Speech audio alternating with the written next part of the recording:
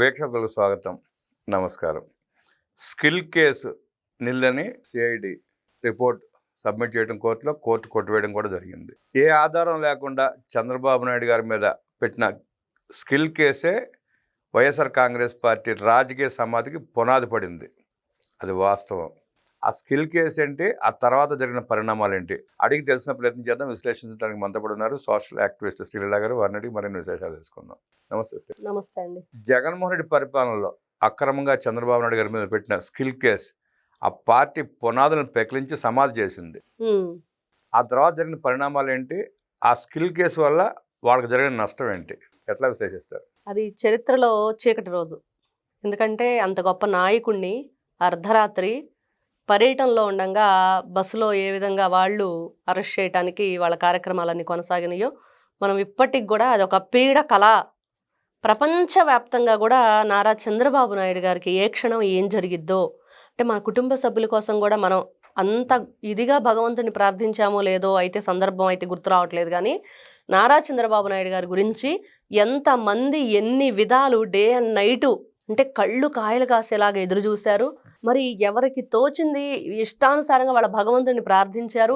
ఉపవాసాలు ఉన్నారా, ప్రదక్షిణాలు చేశారా? ఆ 53 రోజులు నిద్రాహారాలు మాని విలపించారు ప్రజలు. అందరండి. ఇక్కడ మతం, కులం, పార్టీలు అన్నిటికీ అతీతంగా చిన్న పిల్లల దగ్గర నుండి ముసలి వాళ్ళ వరకు ప్రతి ఒక్కరూ కూడా ఇంకా అంతకంటే ఇంకేం కావాలండి ఒక నాయకుడికి. అందులోనూ అధికారంలో లేకుండా మరి అక్కడ లేని దొంగతనాన్ని నెపం మోపి ఏదైతే జగన్మోహన్ రెడ్డి ఒక ఆట ఆడాడో మరి ఆ ఆటకి ఈ రోజున ఖచ్చితంగా ఫుల్ స్టాప్ పడింది. వీళ్ళకి ఈ రోజున కౌంట్ డౌన్ స్టార్ట్ అయింది. ఎందుకంటే చాలా దారుణం. ఇక్కడ అరెస్ట్ చేయటం అక్రమంగా ఒకటైతే వాళ్ళు 53 రోజులు రేపు మాపు అంటూ డైలీ సీరియల్ లాగా ఇదిగో మేము ఇంకా ప్రూఫ్స్ సబ్మిట్ చేస్తాం అంటూ చేయకపోవటం.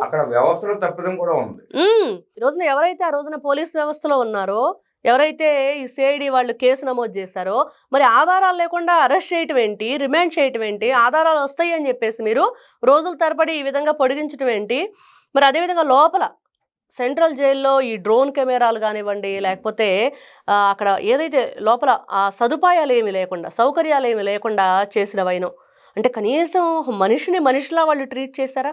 మానవత్వంతో. మిగతావన్నీ పక్కన పెట్టండి.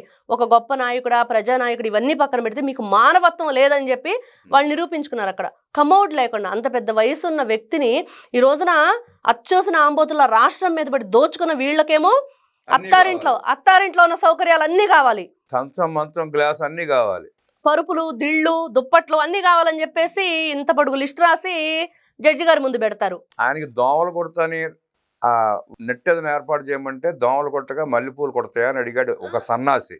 రంభా ఊర్వశి మేనక వస్తారా అని చెప్పేసి గాలి వెదవలున్న పార్టీ వైఎస్ఆర్ కాంగ్రెస్ పార్టీ. వాళ్ళు ఒకసారి ఆలోచించుకోవాలండి. ఈ రోజున ఇంతకుముందే ఒక న్యూస్ చూశాను.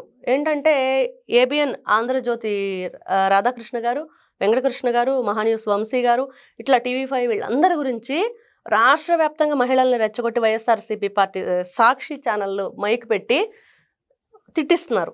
ఉదయం నుంచి నిన్నటి నుంచి ఇదే పని మీద ఉన్నారు వాళ్ళు. ఎందుకు అంటే నిన్న జగన్మోహన్ రెడ్డి గారి ఏదైతే రాష్ట్రం మీద, అమరావతి మీద ఏ విధంగా ఆయన విషం జిమ్మాడో దానికి వీళ్ళు డిబేట్లు పెట్టి ఏ విధంగా అది విషం చిమ్మాడు అని చెప్పేసి అసలైన నిజాలను వెలుగు తీస్తున్నారో తట్టుకోలేక చేస్తున్నారు. ఇప్పుడు ఈ మహిళలు మతి భ్రమించి మాట్లాడిన మాటల్ని తప్పయ్యా, నువ్వు మాట్లాడింది కరెక్ట్ కాదని చెప్పి సరి చేసే ప్రయత్నం చేశారు వాళ్ళు. అంటే ఇక్కడ ఒకటండి, వాళ్ళు ఈ రోజున ఎవరైతే మహిళలు ముందుకొచ్చి మాట్లాడుతున్నారో వాళ్ళు మాట్లాడేటప్పుడు ఎక్కడా కూడా గౌరవం కానీ రాధాకృష్ణ గారికి, వెంకటకృష్ణ గారికి ఇష్టానుసారంగా వాడు వీడని మాట్లాడేవైనా అంటే వీళ్ళు ముందే ఏర్పాటు చేసిన పెయిడ్ మందై ఉంటారు వాళ్ళు. మరి అదే విధంగా జగన్మోహన్ రెడ్డి గారు మాజీ సీఎం అని మర్యాద ఇవ్వలేదని వాళ్ళు అంటుంటే మరి చంద్రబాబు నాయుడు గారు కూడా సీఎంగా చేశారు కదా. రాష్ట్రం ఒక 2 తెలుగు రాష్ట్రాలను ఆయన ఏ విధంగా తీర్చిదిద్దారో మనం చూసాం కదా. హైటెక్ సీఎంగా బిల్ గేట్స్తో ఏ విధంగా ఆయన ఇప్పటికి కూడా ఫ్రెండ్షిప్ కొనసాగిస్తూ ఒక గొప్ప నాయకుడిగా ప్రపంచవ్యాప్తంగా అభిమానులు ఉన్న నాయకుడు. మరి ఆ రోజున ఇవన్నీ పక్కన పెడితే సరే నారా చంద్రబాబు నాయుడు గారి విషయం కూడా పెట్టొద్దు. మీరందరూ ఈ రోజున ఎవరైతే మహిళలు మాట్లాడుతున్నారో అమరావతి వేసేల రాజధాని అన్నప్పుడు ఆంధ్రప్రదేశ్ నుంచి ఈ రోజున మాట్లాడుతున్నా మీరంతా ఎక్కడికి వెళ్ళారు? వైఎస్ షర్మిల గురించి నీచాతి నీచంగా వీళ్ళు క్యారెక్టర్ అసాసినేషన్ చేసి ఆవిడ చీరల గురించి మాట్లాడినప్పుడు ఎక్కడికి వెళ్ళారు? వైఎస్ రాజశేఖర రెడ్డికే పుట్టలేదని చెప్పి విజయం మీద నిందేస్తూ షర్మిల గురించి మాట్లాడినప్పుడు వీళ్ళందరూ ఎక్కడికి వెళ్ళారు? అప్పుడు కూలి దొరికి ఉండదు. మాట్లాడాలి. ఇప్పుడు ఆ రోజున ఎందుకు కూలి ఇస్తే మాట్లాడేవాళ్ళు, కూలి ఇవ్వక మాట్లాడలే. అప్పుడు వీళ్ళకి అవసరం లేదు, వీళ్ళు కూలి ఇవ్వలేదు, మాట్లాడలేదు అంటారు. ఈ రోజు వచ్చేసి ఇష్టానుసారంగా వాళ్ళు మాట్లాడుతుంటే మరి ఆ విధంగా తిట్టిస్తూ ఎవరు ఏ ఛానల్స్ లేవు, ఓన్లీ సాక్షి ఛానల్ మాత్రమే ఉంది. మరి అది వీళ్ళ చరిత్ర, అది వాళ్ళు గతంలో చేసిన నీచం. అమరావతి వేసుల రాజధానిని మాట్లాడించిన వెధవ, మాట్లాడిన దరిద్రుడు, వాళ్ళిద్దరు తెలుసుకోవాల్సింది ఏంటంటే అమరావతి రాజధాని ప్రాంతంలోనే జగన్మోహన్ రెడ్డి కాపురం ఉన్నాడు, సజ్జల రామకృష్ణారెడ్డి కాపురం ఇవాళకి ఉంటున్నాడు, చాలా మంది వైఎస్ఆర్ కాంగ్రెస్ పార్టీ నాయకులు కాపురాలు ఉన్నారు అక్కడ. అలా కాదండి, అంటే వాళ్ళని కూడా అనిపించేంత నీచ స్థాయికి దిగజారిపోయింది సాక్షి. 2019 జగన్మోహన్ రెడ్డి అధికారంలో రావటానికి రాష్ట్రం అంతా ఇప్పుడు ఎవరైతే ఈ రోజా, లేకపోతే అంబటి రాంబాబు, సజ్జల రామకృష్ణారెడ్డి, విజయసాయిరెడ్డి, భారతిరెడ్డితో సహా అందరూ ఏమని చెప్పారు? ఇదిగో మా జగనన్నకి తాడేపల్లి ప్యాలెస్ ఉంది, మా జగనన్న ఆంధ్ర రాష్ట్రంలో ఉంటాడు, అమరావతి దగ్గరలో ఉంటాడు, మీకోసం జగనన్న కష్టపడతాడు, చంద్రబాబు నాయుడు గారికి ఇల్లు లేదు, అద్దింట్లో ఉంటున్నాడు, కాబట్టి జగనన్నకు ఓటేసి గెలిపిస్తే రాష్ట్రాన్ని ఉద్ధరిస్తాడు అని చెప్పేసి వీళ్ళు ఆ రోజు మాట్లాడిన మాటలు. ఉద్ధరించాడుగా బాగా రోజాని, సజ్జల రామకృష్ణారెడ్డిని, అంబటి రామచంద్రారెడ్డిని, అంబటి రాంబాబుని, అందరిని మాత్రం ఉద్ధరించాడు, ప్రజలు నట్టెడ ముంచాడు. మరి అలాంటిది వీళ్ళు దేనికైనా దిగజారిపోయి ఉన్నారు. ఆ రోజున అమరావతిలోనే జగనన్న ఉంటాడు, అమరావతి ఎందుకంటే ఇప్పుడు ఆ వే2 న్యూస్ కాంక్లేవ్లో మాట్లాడాడు కదా తను, సజ్జల రామకృష్ణారెడ్డి, ఆ రోజు కూడా చెప్పాడు కదా మా జగన్మోహన్ రెడ్డి అమరావతి చేస్తాడు, ఆయన ద్వారానే నిర్మాణం జరిగిద్ది, చేస్తాడు, తుమ్మ చెట్లు పెంచి నీళ్లు కాసుకోవడానికి, మంటలు వేసుకోవడానికి పనులు చేసుకుంటాడు. నిన్న వెంకటరెడ్డి కూడా మాట్లాడుతున్నాడు, పిచ్చి మొక్కలు కూడా పీకలేని పిచ్చి ప్రభుత్వం అని. పిచ్చి మొక్కలు పీకుతారు, రాష్ట్రంలో పిచ్చి కుక్కల్లా మాట్లాడే వాళ్ళ సంగతి కూడా చెప్తారు. అంటే ఇలాంటి కలుపు మొక్కను ఏరేయట్లేదు కాదని వాళ్ళ దుగ్ధ, ఏరేస్తే ఏ గోళ ఉండదు. అలానే ఉంది. ఈ రోజున నిజంగా వీళ్ళకి కౌంట్ డౌన్ స్టార్ట్ అయింది. సిఐడి కేసు కొట్టేసింది. ఎవరైతే నా బాబు గారితో సహా 37 మంది ఏమో ఉన్నారు ఆ కేసులో, అందరి మీద కొట్టేసింది. ఎవరైతే ఈ రోజున ఈ కేసు కొట్టేసిన తర్వాత ఆ రోజున ఎటువంటి సరైన సాక్ష్యాధారాలు లేకుండా కేసు నమోదు చేయటం, చర్యలు తీసుకోవటం, రకరకాలుగా వాళ్ళు చేయాల్సినవన్నీ చేసేశారు. స్కిల్ కేసు పెట్టించిన వాళ్ళ మీద కూడా చర్యలు ఉంటే తాట తీసేదాకా ఊరుకోరు.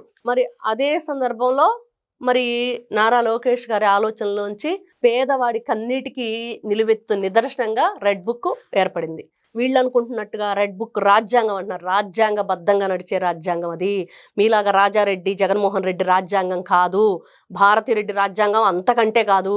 ఎందుకంటే భారతిరెడ్డికి ఏం సంబంధం లేదంటే మరి బాలాజీ గోవిందప్ప రాష్ట్ర ప్రజలు సొమ్ము దోచుకోవడానికి ఎందుకు వెళ్ళాడో చెప్పాలి కదా. మరి అందరూ ఉన్నారు కాబట్టి ఈ రోజున ఒక ముఖ్యమంత్రి మనవడగా, ఒక ముఖ్యమంత్రి కొడుగ్గా మరి ఇంత గొప్ప పేరు ప్రతిష్టలుండి కన్న తండ్రి కోసం నడి రోడ్డు మీద కూర్చుంటే మీ నాన్న తిరిగి జైలుకి వెళ్ళాడు, నువ్వు వెళ్ళి ఇంట్లో రెస్ట్ తీసుకొని ఆ రోజున పోలీసులు మాట్లాడుతున్న తీరు అంటే ఇంకా కామన్ మ్యాన్ పరిస్థితి ఏంటని చెప్పి ఆలోచించిన నారా లోకేష్ గారు మరి ప్రతి ఒక్కటి కూడా క్లియర్గా దాంట్లో రాశారు రెడ్ బుక్లో. ఇదిగో వీళ్ళందరూ ఈ విధంగా ఇబ్బంది గురయ్యారు, ఇబ్బంది పెట్టింది వీళ్ళు అని. మరి కాబట్టి ఈ రోజు నిజంగా స్కిల్ డెవలప్మెంట్ కేసులో నిజం గెలిచిన రోజు, ధర్మం గెలిచిన రోజు, న్యాయం గెలిచిన రోజు, అధర్మానికి ఈ రోజున కౌంట్ డౌన్ స్టార్ట్ అవుతుంది. ఏదైతే చంద్రబాబు నాయుడు గారి మీద అక్రమంగా స్కిల్ కేసు పెట్టారో ఆ కేసే ఫామ్ అయి ఆ కేసు పెట్టిన వాళ్ళ మీద కేసు పెట్టించిన వాళ్ళకి చుట్టుకుని కాటేసే పరిస్థితి వస్తుందని విశ్లేషించిన శ్రీలీల గారికి ధన్యవాదాలు తెలియజేస్తూ నమస్కారం.